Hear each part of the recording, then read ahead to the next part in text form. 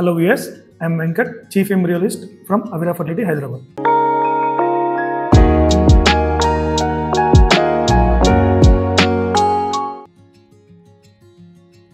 ఈ రోజు మనం మాట్లాడుకుందాం డోనర్ స్పర్మ్ ని ఏ కండిషన్ లో యూజ్ చేస్తాం అండ్ స్పర్మ్ డోనర్ కు ఉండాల్సిన లక్షణాల గురించి మాట్లాడుకుందాం.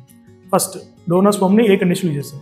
ఎవరైతే పేషెంట్ హస్బెండ్ ఎజుస్పోమియా ఉంది, ఎజుస్పోమియా అంటే జీరో స్పర్మ్ కౌంట్, కణాలు ఏమీ లేకుండా ఉన్నదాన్ని ఎజుస్పోమియా అంటే, ప్లస్ టీజా చేసిన తర్వాత కూడా TESA or TESE testicular sperm aspiration ఉంటుంది, అది చేసిన తర్వాత కూడా స్పర్మ్స్ దొరకలేదు, స్పర్మ్స్ లేవు అనుకున్నప్పుడు వారికి డోనర్ సజెస్ట్ చేస్తాం. ఇంకో కండిషన్ ఏంటంటే పేషెంట్కి జెనెటికల్ అబ్నార్మలిటీస్ ఏమైనా ఉన్నాయా, ప్రీవియస్ మెడికల్ హిస్టరీలో వాళ్ళ ఫ్యామిలీ హిస్టరీలో జెనెటికల్ అబ్నార్మలిటీస్ వస్తే ఫ్యూచర్లో రాకుండా అవాయిడ్ చేయడం కోసం డోనర్ స్పర్మ్ యూజ్ చేస్తాం. ఇంకా కొంతమంది పేషెంట్స్ హెచ్ఐవి పాజిటివ్ ఉంటారు, వాళ్ళకు కూడా ఈ సజెస్ట్ చేస్తాం. ఇంకా కొంతమంది పేషెంట్స్ ఎవరైతే ఉన్నారో చాలా కౌంట్ తక్కువ ఉండి మార్ఫాలజీ కూడా చాలా మంచిగా లేకుండా పూర్ మార్ఫాలజీ ఉన్న స్పర్మ్స్ తో ఎక్సీ చేసిన తర్వాత కూడా పూర్ క్వాలిటీ ఎంబ్రియోస్ ఫామ్ అయ్యి ఆర్ ఎంబ్రియోస్ మంచిగా ఫామ్ అయిన తర్వాత కూడా 2-3 టైమ్స్ ఫెయిల్ అయిన తర్వాత వారికి డోనర్ స్పర్మ్ ని సజెస్ట్ చేస్తాం. సో ఇది కండిషన్. ఇది మనం ఐయుఎల్ఏ చేయొచ్చు, ఐవీఎఫ్ లో కూడా చేయొచ్చు. సో ఐయుఎల్ఏ చేయాలంటే మనకి పేషెంట్ వైఫ్ కి ట్యూబ్స్ అన్ని పేటెంట్ ఉండాలి, ఓవులేషన్ మంచిగా జరుగుతూ ఉండాలి, ఎండోమెట్రియం కూడా మంచిగా ఉండాలి. సో ఐవీఎఫ్ అంటే మనకు తెలుసు, ట్యూబ్స్ బ్లాక్ అయి ఉండి ఎగ్స్ రిలీజ్ చేయడానికి మనం స్టిమ్యులేషన్ చేస్తాం.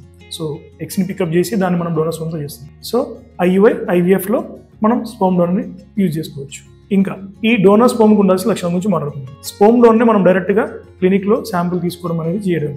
సో ఎవరైతే ఈ డోనర్ ఉన్నారో స్పర్మ్ డొనేట్ చేయడానికి వచ్చిన రెడీగా వాలంటరీగా రెడీగా ఉన్నారో వారు ఫస్ట్ ఏఆర్టీ బ్యాంక్ అని ఉంటుంది అన్నమాట. సో ఈ ఏఆర్టీ బ్యాంక్లో రిజిస్టర్ చేసుకోవాల్సి ఉంటుంది. సో ఏఆర్టీ బ్యాంక్లో ఫస్ట్ తన ప్రీవియస్ మెడికల్ హిస్టరీ గురించి మాట్లాడతారు, అది మొత్తం హిస్టరీ అంతా ఎంక్వైరీ చేస్తారు. ఇంకా ఆయనకి ఏమైనా సర్జరీస్ ఏమైనా జరిగినాయా దాని గురించి మాట్లాడతారు. సో ఆ పేషెంట్కి మ్యారేజ్ అయిందా, మ్యారేజ్ అయితే పిల్లలు ఉన్నారా లేదా, సో పిల్లలు ఉంటేనే కదా మనం ఆ శాంపుల్ యూజ్ చేయగలం. సో ఇవి చూస్తారు అన్నమాట.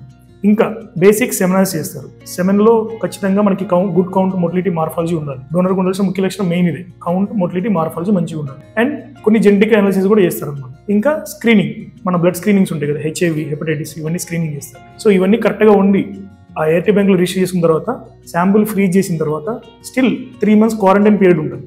మళ్ళీ అగైన్ 3 months తర్వాత హెచ్ఐవి టెస్ట్ చేస్తారు అన్నమాట.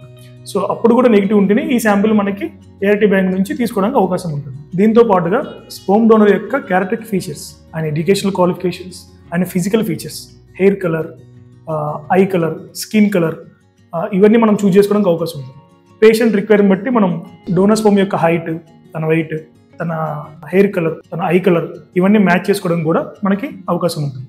Thank you for watching. Please subscribe our YouTube channel.